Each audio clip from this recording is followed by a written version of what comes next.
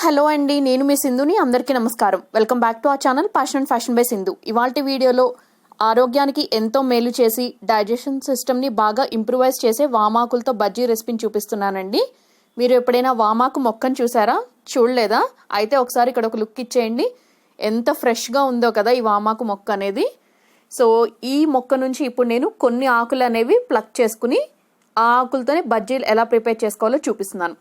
Usually చాలా మందికి digestion problems అనేవి ఉంటూ ఉంటాయి. అంటే లైక్ వాళ్ళు తిన్నది సరిగ్గా డైజెషన్ అవ్వకపోవటం, అంటే అరగకపోవటం, లేకపోతే ఊరికే త్రేన్పులు లాంటివి రావటం, ఇలాంటి ప్రాబ్లమ్స్ అన్నిటినీ కూడా, అలాగే చాలా మందికి మలబద్ధకం కూడా ఉంటుంది. ఇలాంటి ప్రాబ్లమ్స్ అన్నిటికీ కూడా ఒక చక్కటి సొల్యూషన్ ఏంటంటే రోజు ఒక వామాకుని మీ డైట్లో తీసుకోండి. డైరెక్ట్గా పచ్చిగా అన్న తినండి, లేదా ఏదన్నా ఫామ్లో ఇంక్లూడ్ చేసుకుని అయినా తీసుకోండి. చాలా చేంజెస్ అనేవి మీరు తక్కువ టైంలోనే నోటీస్ చేయగలరు. ఇప్పుడు మన రెసిపీ చూసేద్దాం, వచ్చేయండి. రెసిపీ ప్రిపరేషన్ కోసం ఒక బౌల్లోకి 3 టేబుల్ స్పూన్స్ శనగపిండి, 1 టేబుల్ స్పూన్ బియ్యపిండి, మీ రుచికి సరిపడా ఉప్పు, కారం వేసుకోండి. ఒక హాఫ్ టీ స్పూన్ ఒక హాఫ్ టీ స్పూన్ అల్లం వెల్లుల్లి పేస్ట్ ఫ్రెష్గా ఉన్నది వేసుకుని, పావు టీ స్పూన్ పసుపు వేసుకుని, చిటికెడు బేకింగ్ సోడా అంటే వంట సోడా వేసుకుని, బాగా వేడిగా మసులుతున్న ఆయిల్ 1 టీ స్పూన్ మాత్రమే పోసుకుని, ఫస్ట్ ఒక స్పూన్ హెల్ప్తో ఈ ఇంగ్రీడియంట్స్ అన్నీ కూడా కలుపుకోండి. తర్వాత అవసరానికి తగినట్టు వాటర్ అనేది కొద్దిగా యాడ్ చేసుకుంటూ, పిండి అనేది మరీ గట్టిగా కాకుండా అలానే మరీ జారుగా కాకుండా, ఉండల్లాంటివి ఏమీ ఏర్పడకుండా స్మూత్ ఫ్లోయింగ్ కన్సిస్టెన్సీలో దోసపిండి ఎలా అయితే ఉంటుందో ఆ టెక్స్చర్ అండ్ కన్సిస్టెన్సీతో వచ్చేలాగా కలుపుకోండి. మీన్వైల్ స్టవ్ మీద డీప్ ఫ్రై సరిపడా ఆయిల్ అనేది ఒక కడాయిలో పోసుకుని హీట్ చేసుకోండి. ఈ రెసిపీ ప్రిపరేషన్లో నేను ఎక్కువ ఆకులు యూజ్ చేసి ఎక్కువ బజ్జీలు ప్రిపేర్ చేయట్లేదు కాబట్టి మీకు కొంచెం పిండి మాత్రమే చూపించాను. మీరు ఎక్కువ క్వాంటిటీలో ప్రిపేర్ చేసుకోదలుచుకుంటే నేను చూపించిన ఇంగ్రీడియంట్స్ రేషియో అంతా కూడా వేరీ చేసుకోండి. అలాగే ఈ రెసిపీలో నేను యూజ్ చేసిన ఇంగ్రీడియంట్స్ అంతా కూడా ఇంగ్రీడియంట్ లిస్ట్ అని వీడియో స్టార్టింగ్లో ఒక క్లిప్ యాడ్ చేశానండి.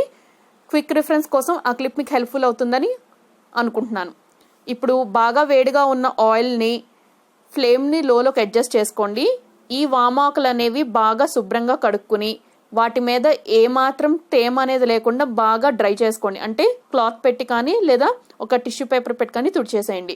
ఇప్పుడు ఈ ఆకుల్ని బజ్జీల పిండిలో ముంచి ఎక్సెస్ పిండి ఏదన్నా ఉంటే దాన్ని విదిలిచ్చేసి బజ్జీల్ని బాగా వేడిగా కాగిన నూనెలోకి వేసేయండి. ఫ్లేమ్ని ఓన్లీ మీడియం హీట్లో ఉంచుకోండి. 2 సైడ్లు కూడా అటు ఇటు ఫ్లిప్ చేసుకుంటూ యూనిఫామ్గా మంచి గోల్డెన్ బ్రౌన్ కలర్ వచ్చే వరకు కుక్ చేసుకోండి. ఫ్రై అయిపోయిన వీటిని ఒక సర్వింగ్ ప్లేట్లోకి డిష్ అవుట్ చేసుకోండి. ఈ వామాకు బజ్జీలు అనేవి ఎక్సెస్ ఆయిల్ పీల్చవు. మీకు ఇన్ కేస్ అలా డౌట్ కనుక ఉండుంటే మీరు టిష్యూ పెట్టిన పేపర్ ప్లేట్లోకి సర్వ్ చేసుకోవచ్చు. ఈ వామాకు బజ్జీలు అనేవి వేడివేడిగా సర్వ్ చేసుకుంటే చాలా చాలా బాగుంటాయండి. వామాకు అవైలబిలిటీలో లేకపోతే వాము అనేది మనకి డైరెక్ట్గా మనకి సూపర్ మార్కెట్స్లో షాప్స్లో అవైలబిలిటీలో ఉంటుంది కదా. సో దాన్ని పొడిలాగా చేసుకుని ఆ పొడిని మీరు కర్రీస్లో మీరు తీసుకునే లంచ్ ఆర్ఎల్స్ డిన్నర్ మెనూలో ఇంక్లూడ్ చేసుకుని తీసుకోవచ్చు. మీరు అలా చేసినా కూడా మీకు చాలా హెల్త్ డిఫరెన్స్ అనేది మీరు నోటీస్ చేయగలరు. సో చూసారు కదా, మన యమ్మీ వామాకు బజ్జీలు అనేవి రెడీ అయిపోయినాయి. ఐ హోప్ ఈ రెసిపీ అందరికీ నచ్చింది అనుకుంటున్నాను. తప్పకుండా ట్రై చేయండి. ట్రై చేసి మీకు ఎలా కుదిరిందో ఫీడ్బ్యాక్ని మర్చిపోకుండా షేర్ చేసుకోండి. రెసిపీ నచ్చితే లైక్ చేయండి, కమెంట్ చేయండి. మోర్ వీడియో అప్డేట్స్ కోసం మన ఛానల్ సబ్స్క్రైబ్ చేసుకుని బెల్ ఐకాన్ యాక్టివేట్ చేసుకోండి.